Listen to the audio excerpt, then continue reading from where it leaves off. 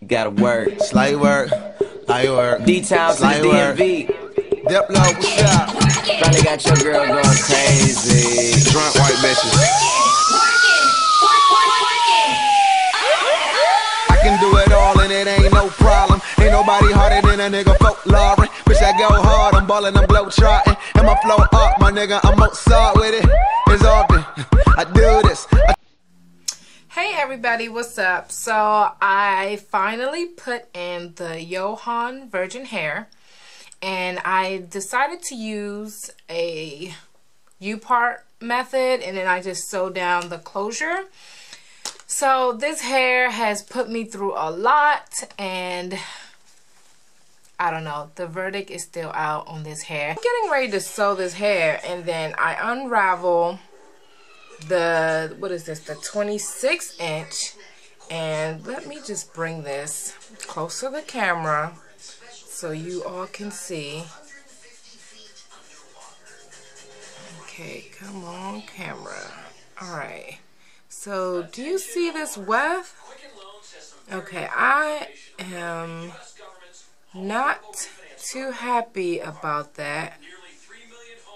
Like, there's all this little hairs poking out from the top, and I am not used to seeing that in fresh hair. Like, usually I've seen that in like some of my clients' hair, you know, after they didn't have the hair for, you know, some months, you know, installed it, uninstalled it. And that's why when you're sewing, you have to be careful as you're going through it so your needle doesn't pull out some of that hair and damage the quality of the weft. And then I'm just not so happy. Okay, so another thing I've been experiencing as I've been trying to make my U-part is, let me see if I can show you guys. So the beards on the hair, which is like, I guess when they're sewing it on the track, they have to like fold part of the hair over in order to make the weft. But so that's, you know, these little shorter pieces of the hair. But I'm noticing that along the weft, I'm getting a lot of, it looks kind of blonde or gray, but this was on the second 16-inch bundle. I'm sorry, 26-inch bundle, and it's pretty much throughout the bundle and throughout the weft. And on some parts, it's a lot more than others. So, for instance, on this section, I really noticed it because it's like a bunch of little blonde hairs. And as opposed to maybe if you look on this section, there's only one or two or three, but there's like a bunch right here.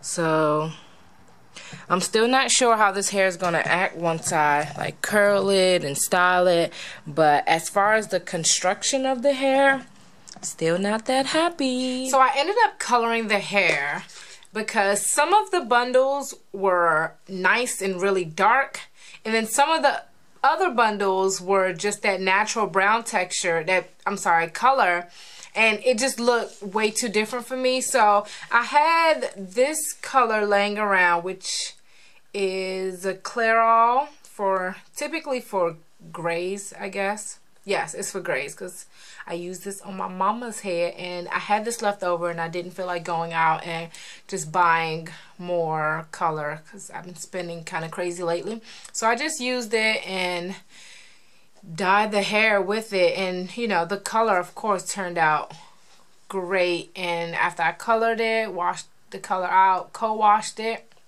and I let it dry for about, yeah, for like literally the whole day before I decided to start working on the U-part wig. Now, so one thing I'm noticing about this hair is that it frizzes a lot. Like, I don't know if you can see it, just a little right here, I don't know, but usually towards the middle or like the back, it'll just start frizzing up. And might I say, I've only had this hair in for, I think it's been maybe 2 hours or just about 2 hours. And it's just been frizzing. So I don't know what to do about it. I haven't put any products in the hair yet. After I installed the hair, all I did was just curl it. But when I went to the beauty supply earlier, they gave me a couple of samples, and one of the samples was Dr. Miracle's like freeze control or curl control. I think it was definitely freeze control. And this isn't it, but it came in a little packet kind of like this one, and I'll put the actual name of the product at the bottom, and I'll let you know how it turns out when I use it on this hair. But aside from that, as far as shedding, I haven't been getting too much shedding.